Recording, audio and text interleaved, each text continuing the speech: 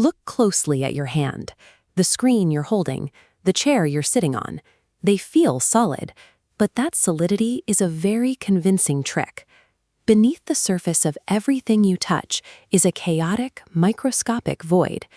If you were to blow up a single atom to the size of a professional football stadium, the physical matter inside wouldn't even be the size of a marble resting on the 50-yard line.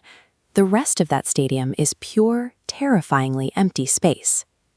This map shows where the actual mass lives.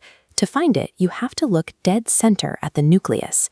It's a heavy, tightly packed cluster of positive protons and neutral neutrons that vibrates constantly. These particles account for nearly all the weight of the atom. Out in the stadium bleachers, you have the electrons.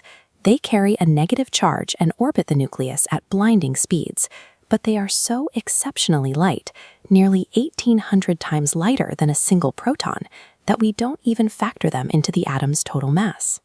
So, if you are mostly empty space, and the chair beneath you is mostly empty space, why don't you fall right through it? The answer is electromagnetism. The negative electrons in your body powerfully repel the negative electrons in the chair. You've never actually touched anything in your life. You are hovering on a microscopic cushion of repelling force. Figuring out these mechanics required massive leaps of logic. A century ago, physicists were trying to map a landscape they couldn't even see, using analog dials, glass vacuum tubes, and a lot of guesswork. Early on, J.J. Thomson proposed the Plum Pudding model. He imagined the atom as a soft, positively charged paste with little negative electrons suspended randomly inside it, like raisins scattered in a pudding. Ernest Rutherford shattered that idea with his gold foil experiment. He fired a beam of tiny particles at a thin sheet of gold. Most ripped straight through, but a few violently ricocheted backward. Rutherford realized they were hitting something tiny and incredibly dense in the center. The soft pudding theory was dead. Niels Bohr took Rutherford's dense core and organized the chaos around it. He proved that electrons don't just wander aimlessly in the void. They are locked into specific, rigid orbits. Think of them like planets circling a sun, or stationary steps on a ladder.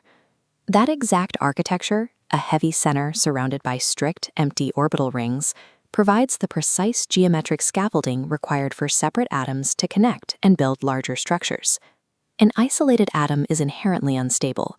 To reach a stable, balanced state, an atom has to complete its outermost ring of electrons, and it will aggressively seek out neighboring atoms to do it. Sometimes it's straight-up theft.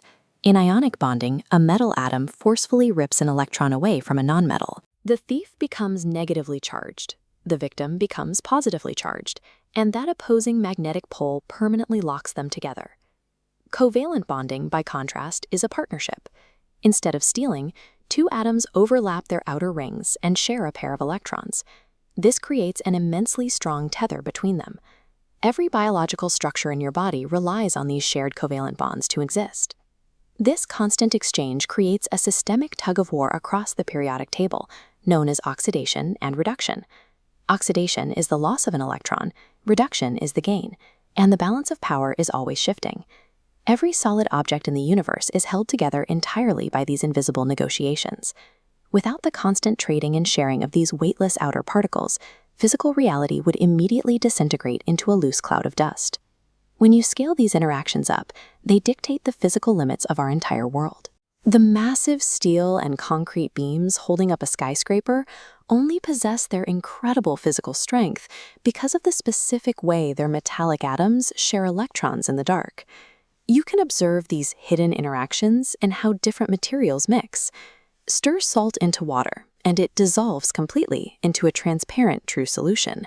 But in colloids, like milk or blood, the suspended particles are much larger, clustering together in ways that prevent the mixture from ever becoming perfectly clear. We can actually see the physical footprint of those larger particles through the Tyndall effect. When a sharp beam of light passes through a dusty room, it hits those suspended microscopic objects and physically scatters, making the hidden particles glow against the darkness. Even when you turn off the light and the air goes completely still, the particles themselves never rest. They continue moving in a chaotic, zigzag pattern known as Brownian movement, driven by the ceaseless vibrations of the atoms underneath. Everything you observe, from a glass of milk to the cells in your own hand, is a trillion-piece chemical puzzle, perfectly aligned and vibrating in unison. We are simply structured emptiness, organized by the persistent rules of attraction.